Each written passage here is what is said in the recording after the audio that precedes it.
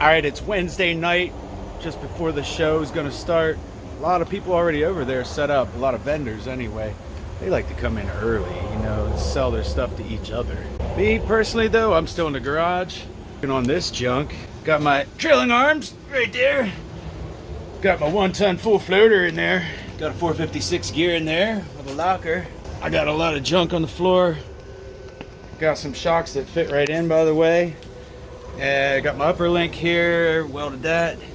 And look at this. Oh, this is trick. Oh, it's dark in here, but I got these bars. Oh, this shit's trick.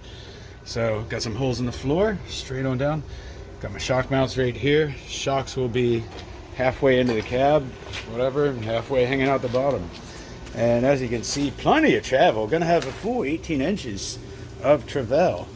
Now my shocks, after lowering it down on these, I'm figuring that these are 600-pound springs. These are 500s. And if that spring was a lot longer, it might be okay, but it's definitely not gonna be. That bottoms out pretty quick. This only drops like 2 more inches, so it's not gonna sag enough with these. I'm gonna have to switch the spring rates to like a, I don't know, like around a 400, maybe like a 400 on the bottom with like a 350 up top or something. But that's for another time. For now, it's just gonna be a little stiff. It's all right. Good enough for the truck show of Carlisle. And oh, I got disc brakes on here, but no time to mount the calipers before, and I hate to rush that. But who needs back brakes for a burnout contest? Not me.